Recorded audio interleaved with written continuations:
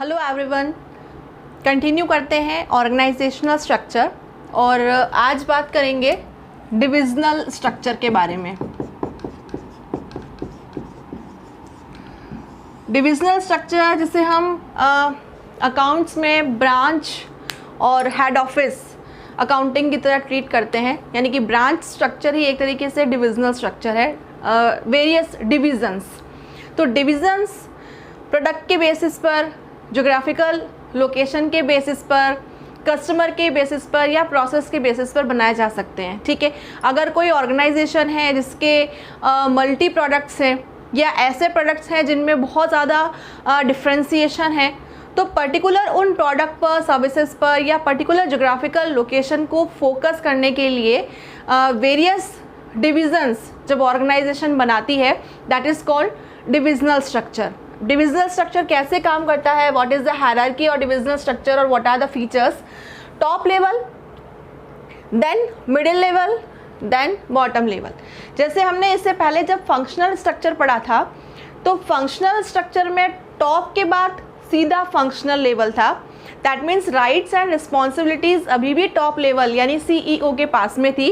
That was the poor delegation of authority. लेकिन here there is a extensive delegation of authority कि division A और division B के लिए जो general managers appoint किए जाएंगे वो उस पूरे डिवीज़न के लिए क्या होंगे, प्रॉफिट एंड लॉस के लिए रिस्पॉन्सिबल होंगे। ठीक है, तो फंक्शनल लेवल में और डिविजनल लेवल में डिफरेंस है कि फंक्शनल लेवल में प्रॉफिट एंड लॉस की रिस्पॉन्सिबिलिटी तो अभी भी टॉप के पास ही रहती है। ठीक है, आपने सिर्फ फंक्शंस के बेसिस पर एक्टिविटीज़ बना दी है, ग्रुपिंग कर दी है। प्रॉफिट एंड लॉस की रिस्पॉन्सिबिलिटी टॉप मैनेजमेंट देखेगा, बट यहाँ पर अपने अपने डिविजन्स की रिस्पॉन्सिबिलिटी किसके पास में होगी? इन डिविजनल हेड के पास में होगी। प्रॉफिट एंड लॉस की रिस्पॉन्सिबिलिटी इस पर्टिकुलर डिवीजन की डिविजनल मैनेजर A के पास में और इसके डिविजनल मैनेजर B के पास में होगी। That is called extensive delegation of authority. ठीक है, और हर एक डिवीजन के अंडर, डिविजनल हेड के अंडर फंक्शंस होंगे। सेम फंक्शन डिवीजन A में भी है, सेम फंक्शन डिवीजन B में भी है। तो एक proper hierarchy, that is corporate level, middle level and functional level, that is called divisional structure. अब डिविजनल स्ट्रक्चर बनाने के जो एडवांटेजेस हैं वो ये एडवांटेजेस है कि there is a proper and extensive delegation of authority. Profit and loss के लिए पूरी तरीके से divisional head A and divisional B head जो है वो रिस्पॉन्सिबल होंगे। तो अकाउंटेबिलिटी डिसाइड करना क्लियर है। अगर डिवीज़न A लॉस में चल रहा है तो उसकी पूरी अकाउंटेबिलिटी किसके ऊपर होगी? General manager of division A के लिए होगी। B बहुत अच्छे से परफॉर्म कर रहा है तो ओबियसली जो अप्रेजल्स हैं, जो बोनस हैं या जो भी इंसेंटिव्स हैं वो किसको दिए जाएंगे? इस जनरल मैनेजर और इसके सबऑर्डिनेट्स को। ठीक है, तो there is accountability is clear, extensive delegation of authority, employ morale is higher, क्योंकि उन्हें पता है कि अच्छा परफॉर्म करेंगे तो इंसेंटिव्स मिलने वाले हैं, बोनस मिलने वाला है। अच्छा नहीं परफॉर्म करेंगे तो उसके रिजल्ट्स अकॉर्डिंगली होंगे। And there is a career development opportunity for managers. इन मैनेजर्स के पास में एक प्लेटफॉर्म है, एक अपॉर्चुनिटी है कि अगर वो अपने डिवीज़न को जो असाइनमेंट्स उन्हें असाइन हुए हैं या जो रिस्पॉन्सिबिलिटीज़ उन्होंने ली है, अगर उसको बेटर तरीके से परफॉर्म करते हैं तो कहीं ना कहीं वो अपने आप को प्रूव कर सकते हैं एज अ बेटर मैनेजर। तो ये उनकी सैलरी, उनकी ग्रोथ के लिए, उनके जॉब प्रोफाइल के लिए बहुत अच्छा प्रूफ हो सकता है। So it provide a career development opportunity for managers.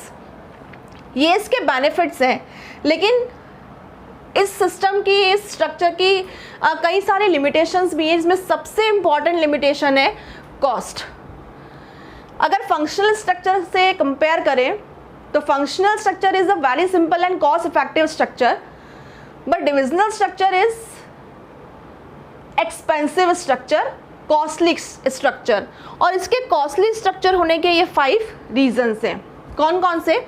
पहला रीज़न है आपको ये डिविजनल हेड अपॉइंट करने होंगे और इन डिविजनल हेड को आपको अलग से सैलरीज भी देनी होगी, तो कहीं ना कहीं हमारी कॉस्ट इंक्रीज होगी।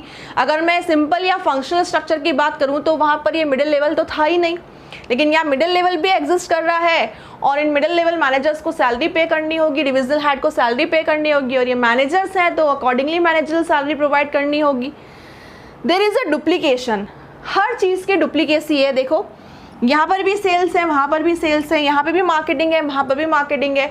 तो स्टाफ की, फंक्शन की, इवन हेडक्वार्टर भी होगा और हेडक्वार्टर इनको ऑपरेट करने के लिए, कोऑर्डिनेट करने के लिए और मैनेज करने के लिए होगा। तो फंक्शन, स्टाफ, एक्टिविटीज़, हर चीज़ की क्या है डुप्लीकेसी, और डुप्लीकेसी कहीं ना कहीं क्या करेगी, कॉस्ट को इंक्रीज करेगी। हायर सैलरीज, अब मैनेजमेंट को सैलरीज, क्योंकि इनको कि पूरी तरीके से प्रॉफिट एंड लॉस के लिए रिस्पॉन्सिबल हैं, तो कहीं ना कहीं जो जनरल मैनेजर्स हैं वो स्किल्ड होंगे, एक्सपीरियंस्ड होंगे, या जो फंक्शनल मैनेजर्स हैं वो भी स्किल्ड और एक्सपीरियंस लेने होंगे। क्यों? क्योंकि अब प्रॉफिट एंड लॉस की पूरी रिस्पॉन्सिबिलिटीज मैनेजर ए के पास में है, तो वो ऐसे ही फंक्शनल मैनेजर्स को अपॉइंट करेगा जो कैपेबल होंगे। तो जब आप एक स्किल्ड मैनेजमेंट को एम्प्लॉय करते हो तो उसकी जो सैलरीज होती है वो भी क्या होती है, हायर लेवल पर होती है। तो higher salaries for skilled experience staff. Head office driven control system, इस पूरे सिस्टम को कंट्रोल करने के लिए हेड ऑफिस, उसका अलग से एक्सपेंडिचर होगा, सिस्टम होगा, प्रमाइस होगा, मैनेजमेंट होगा, एम्प्लॉयज़ काम करेंगे, तो हेड ऑफिस का खर्चा, साथ में साथ ब्रांचेस का भी खर्चा। तो एक तरीके से ये सिस्टम क्या हो जाएगा, costly. And the last limitation is sometimes not consistent. कभी कभी क्या होता है कि जैसे जोग्राफिकल लोकेशन वाइज अगर ब्रांचेस बनी हुई हैं या डिविजन्स बने हुए हैं, तो ये मैनेजमेंट कुछ कस्टमर्स को या कुछ लोकल कस्टमर्स को क्या देगा, प्रायोरिटी देगा दूसरों के कंपैरिजन में। तो जब हम लोकल कस्टमर्स को, लोकल मार्केट को दूसरों के कंपैरिजन में प्रायोरिटीज़ प्रोवाइड करते हैं, कस्टमाइजेशन प्रोवाइड करते हैं, तो कहीं ना कहीं वो स्टैंडर्डाइजेशन नहीं रहता है। It creates the limitation to this kind of divisional structure.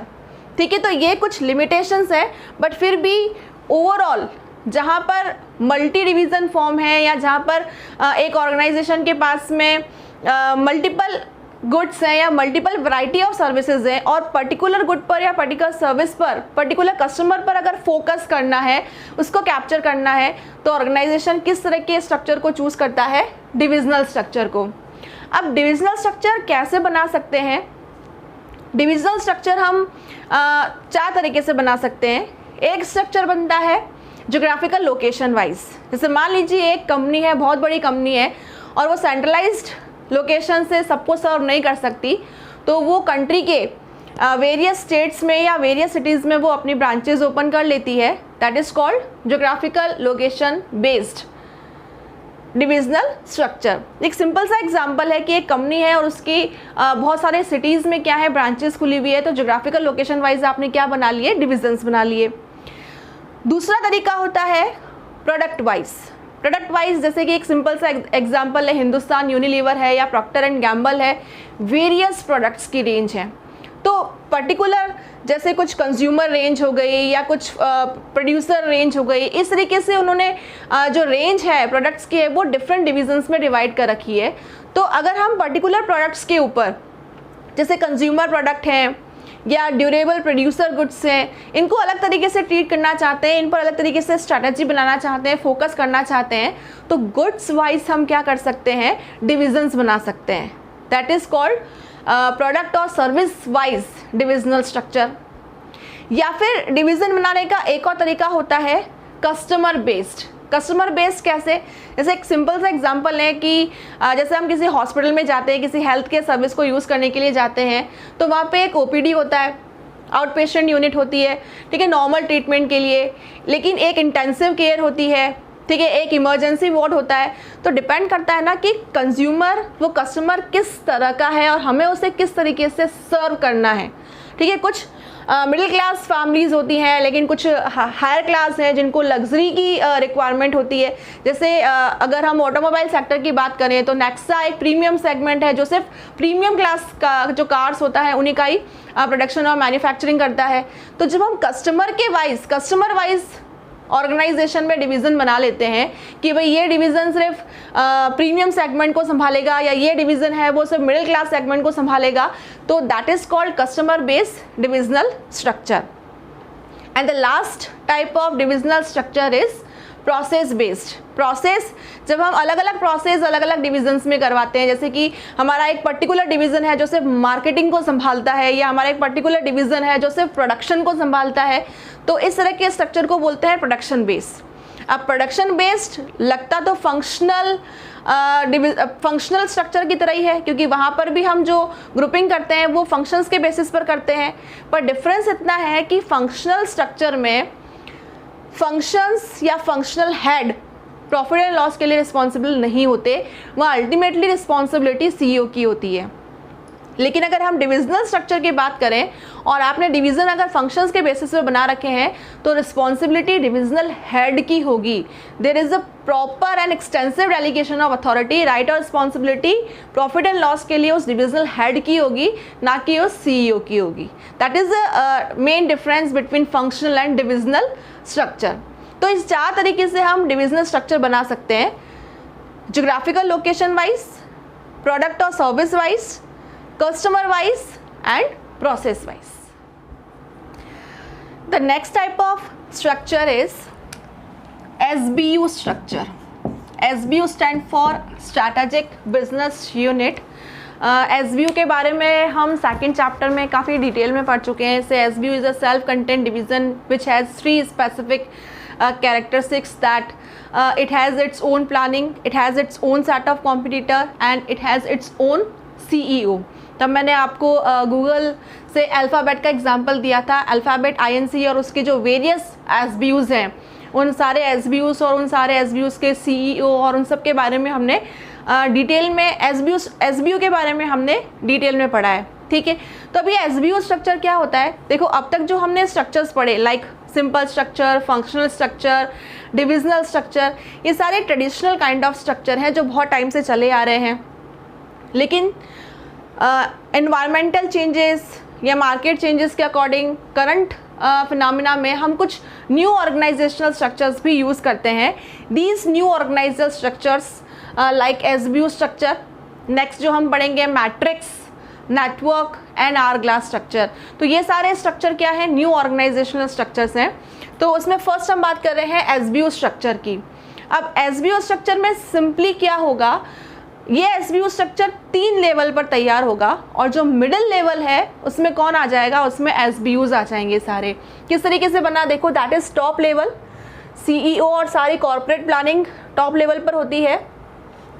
Middle level पर अगर मैं ट्रेडिशनल स्ट्रक्चर की बात करूं तो टॉप, डिवीज़न और फंक्शन, ये एक हायरार्की चला करती थी। लेकिन अगर मॉडर्न कॉन्सेप्ट की बात करें तो SBU स्ट्रक्चर के जो 3 लेवल होते हैं उसमें top level, then the second level is SBU level.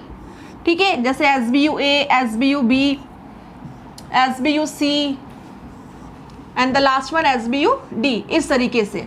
अब ये SBUs की ये स्पेशलिटीज़ होती है कि एक SBU के अंदर आने वाले सारे डिविजन्स कहीं ना कहीं सिमिलर होते हैं। ठीक है, और एक SBU दूसरे SBU से बिल्कुल डिफरेंट होती है, तभी तो हमने अलग कर दिया ना इनको। मतलब ये एक तरीके से ग्रुपिंग करने का साइंटिफिक मेथड है कि हम ज्योग्राफिकल लोकेशन वाइज या हम प्रोडक्ट वाइज इस तरीके से हम ग्रुपिंग नहीं कर रहे, हम एक मॉडर्न कॉन्सेप्ट यूज़ कर रहे हैं SBU की ग्रुपिंग करने का। ठीक है, और ग्रुपिंग इस तरीके से की जाएगी कि एक SBU दूसरे SBU से बिल्कुल डिफरेंट होगी, अपने ही अलग कॉम्पिटिटर्स होंगे, अपना ही अलग CEO होगा। ठीक है, और एक SBU में आने वाले जो सारे डिविजन्स होंगे, देखो यहाँ फंक्शनल लेवल नहीं लिखा हुआ है, फंक्शन नहीं लिखे हैं, डिविजन्स लिखे हैं, इनमें आने वाले सभी डिविजन्स क्या होंगे? कहीं ना कहीं सिमिलर होंगे। ठीक है, तो SBU लेवल 3 स्टेप में तैयार होता है, 3 लेवल में तैयार होता है। The top level that is corporate level, middle level that is SBU level and bottom level that is similar division level. Each SBU is different from another SBU and all division in same SBU are similar in type of product or technology or functions or activities etc. So that is SBU level, SBU business structure। SBU के जो 3 attributes हैं, जो special features हैं, वो यही है कि each SBU has its own planning, separate planning, own set of competitors and own CEO। अब बात ये है कि SBU स्ट्रक्चर के बेनिफिट्स क्या है, हम डिविजनल स्ट्रक्चर की जगह पर एसबीओ स्ट्रक्चर को क्यों यूज़ करें, क्या स्पेशलिटी है इसकी। तो पहला जो बेनिफिट है that is scientific method of grouping. Grouping करने का एक साइंटिफिक रीज़न है, हम territorial, geographical, product, customer wise grouping नहीं कर रहे, ठीक है। SBU is distinct from another business. एक SBU rest of the business से बिल्कुल क्या होती है, डिफरेंट होती है। इसकी प्लानिंग पूरी तरीके से डिफरेंट होती है, इसके कंपटीशन, इसके कॉम्पिटिटर बिल्कुल डिफरेंट होते हैं, इवन इसका सीईओ भी क्या होता है, बिल्कुल डिफरेंट होता है। इस चीज़ का क्या बेनिफिट मिलता है, से remove the vagueness and confusions, correct planning and correct resources. अपनी प्लानिंग होगी, ठीक है, अपनी मान लीजिए एसबीयू की स्ट्रेंथ वीकनेसेस दूसरों के कंपैरिजन में अलग है, ठीक है, काम करने का तरीका अलग है। जैसे एक सिंपल सा एग्जांपल लें कि आप कॉमर्स स्ट्रीम को साइंस स्ट्रीम की तरह नहीं चला सकते। कॉमर्स स्ट्रीम के काम करने का तरीका अलग होता है, साइंस स्ट्रीम का अलग होता है, कॉम्पिटिटर्स अलग अलग होते हैं, एग्जाम्स अलग अलग होते हैं, एग्जाम के ड्यूरेशन अलग होते हैं। तो एक एसबीयू को, इस एसबीयू को किस तरह के रिसोर्सेज की रिक्वायरमेंट है, किस तरह के टीचर्स की रिक्वायरमेंट है, इसका टाइम ड्यूरेशन क्या होगा, ठीक है, इसके सीईओ को इस स्ट्रीम के बारे में पूरी नॉलेज होनी चाहिए, ठीक है ना। तो इस बेसिस पर ये एक साइंटिफिक तरीका है ग्रुपिंग करने का, जिसकी वजह से हम करेक्ट प्लानिंग कर पाते हैं, करेक्ट रिसोर्स अलोकेशन कर पाते हैं और अकॉर्डिंगली जो ऑब्जेक्टिव्स हैं, जो प्रॉफिट है, उनको अचीव कर पाते हैं, ठीक है। तो that is the SBU level of SBU structure of organisation. इस एसबीयू स्ट्रक्चर को पढ़ने से पहले आप एक बार जो हमने सेकेंड चैप्टर में एसबीयू क्या होता है उसके बारे में जो डिटेल में कॉन्सेप्ट पढ़ा था, एक बार आप उसको रिवाइज करने के बाद अगर आप इस स्ट्रक्चर को पढ़ेंगे तो आप इसको और ज़्यादा अच्छे से और इजीली समझ पाएंगे।